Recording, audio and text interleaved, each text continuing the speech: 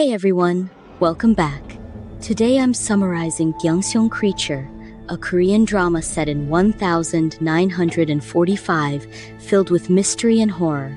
This is a summary based on my interpretation, not a review, and may skip some scenes. Spoiler, warning, major spoilers ahead. Jang Tae-sang, Master Jang, is the owner of the House of Golden Treasures, a pawn shop. He is the best informant in town, and most people seek his help to get information, borrow money, or find a missing person. Master Jang is approached by the commissioner, who asks him to find his missing mistress, Mi Youngja Akiko. The commissioner threatens that if Master Jang fails to find Akiko, he will take away everything he owns. Feeling pressured, Master Jang looks for ways to protect what he has while also starting the search for Akiko. He makes significant progress after teaming up with the sleuths, Yung Jung-won, the father, and Yung Chae-ok, his daughter. Although Master Jang and Chae-ok clash at first, they eventually agree to work together. Chae-ok will help him find Akiko, and in return, Master Jang will help them find Sachimoto, a painter they believe knows the whereabouts of her missing mother. Chae-ok's main goal is to find her mother, who has been missing for 10 years. It was a drawing of her mother by Sachimoto that led them to Gyeongseong. As they begin investigating, Chae-ok receives information that Akiko might be in the hospital. They go there and dig deeper. At the hospital, they meet someone with the same goal, finding a missing relative, and agree to help each other. Master Jang leaves the hospital after Chae-ok and her father decide to spend the night there. However, the hospital is suddenly locked down due to an infectious disease. In truth, the authorities are trying to contain a monstera creature they created. Chae-ok discovers that there are many prisoners in the hospital. She manages to rescue them and sends a signal to Master Jang. Although he's hesitant at first, thinking they were only rescuing Akiko and not the others, there's something about Chae-ok that compels him to help. The children are rescued and brought safely to the House of Golden Treasures. Meanwhile, Master Jang stayed in the hospital with Chae-ok and her father because they still hadn't completed their goal. They needed to find both Akiko and Chae-ok's mother. Akiko was indeed being held in the hospital as a prisoner, as requested by Lady Maeda. Lady Maeda, the commissioner's wife, had asked the hospital director to keep Akiko locked up until she gave birth. Chae-ok's mother, Seishin, was also in the hospital.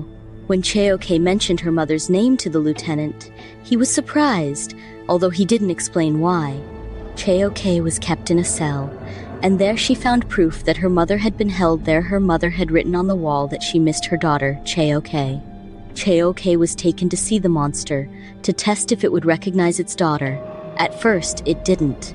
But then, to everyone's surprise, the creature began protecting her. When gunshots were fired, the monster shielded Chae-ok with its body, and even cut the chain it was tied to. With the help of Master Jang's connections outside, they formed a plan to help the prisoners escape. Once the prisoners were freed from their cells, they were lined up and brought to a waiting truck. It was a well-coordinated plan. However, Master Jang refused to get in the truck, choosing to stay behind to prevent the soldiers from chasing after them. As promised to the commissioner, they handed Akiko over to him. After that, they focused on ensuring the other prisoners' safety. Although they were followed, the group had arranged a public party to create a distraction, making it harder for the soldiers to pursue them. The plan worked. The prisoners were given clothes, and when they got off the truck, rickshaws were waiting to take them away. Chae-ok was impressed with how well Master Jang handled everything and felt guilty for leaving him behind. Angered by the escape, the police began arresting and beating anyone who looked suspicious. Since everyone seemed suspicious to them, they rounded up as many people as they could. One of those arrested was Master Jang's employee, Gu Ga-pyong, who was severely beaten as they tried to force him to reveal Master Jang's whereabouts. It took a while for Master Jang to return, and many people assumed he had died. Mrs. Nowell, an employee at the House of Golden Treasures, waited patiently by the phone. Chae-ok also visited the pawn shop every day, hoping for his return. Eventually, Master Jang came back. He had freed the prisoners and then went to see Chae-ok, admitting that he missed her. Things were going well between them. They seemed to be in love. However, each of them had their own plans. Master Jang was planning to blow up the entire hospital. Meanwhile, Cheoke acted on her plan and publicly assassinated Director Ichiro, the doctor who had medicated her mother and turned her into a monster. As a result, she became a wanted criminal. However, before the police could catch her, she disappeared, taken by Lady Maeda's people. Lady Maeda used to be a friend of Master Jang and secretly had feelings for him. She was the one who helped him recover after his time in the hospital. When she found out that Master Jang and Cheoke were together, she became envious. Moreover, she wanted Cheoke because she was the monster's daughter. Lady Maeda hoped to use Cheoke to train and control the monster. When Master Jang learned about this, he became worried and knew he had to find Cheoke. Lady Maeda visited Master Jang and tried to convince him to give up on Cheoke, telling him she was already dead. But he refused to believe her, and even told her that he was ending their friendship. It was a risky move, as Lady Maeda was very powerful and could easily ruin him.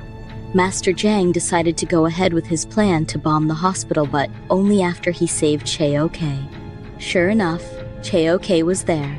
Her father was there too, wanting to be reunited with his wife. He insisted that Master Jang be the one to save Cheoke and give her a good life. He had made up his mind to stay behind with his wife. That was what he had longed to do for the past 10 years. Master Jang managed to save Cheoke before the hospital exploded. Cheoke hesitated to leave because of her parents, but Master Jang told her it was her father's last request. The two of them ran away. Master Jang promised that he would stay by her side, even if it meant always being on the run, since Cheoke was still wanted for the assassination. He asked his employees at the House of Golden Treasures to bring him his belongings, along with gold and money. One of his employees followed through but was tracked. Lady Maeda and a group of armed men soon confronted them. She gave the order to attack. Master Jang and Cheoke fought back. They held out for a while, but they were outnumbered. Just when they were cornered, the monster appeared and attacked the armed men, protecting Cheoke once again. While the monster was fighting the men, she saw Master Jang carrying Cheoke, helping her stand as she was injured. The monster misinterpreted the situation and thought Master Jang was hurting Cheoke. She tried to attack him, but Cheoke shielded him with her body. She begged her mother to stop and explained that she loved Master Jang just as much as she loved her.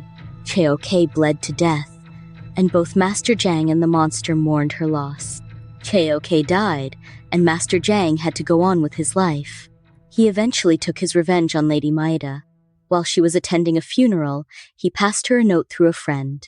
The note read, "Farewell." As Lady Maeda looked around for Master Jang, the entire church exploded. Lady Maeda survived, but half of her face was burned. She was asked whether she wanted to leave Gyeongseong like the others, but she didn't answer.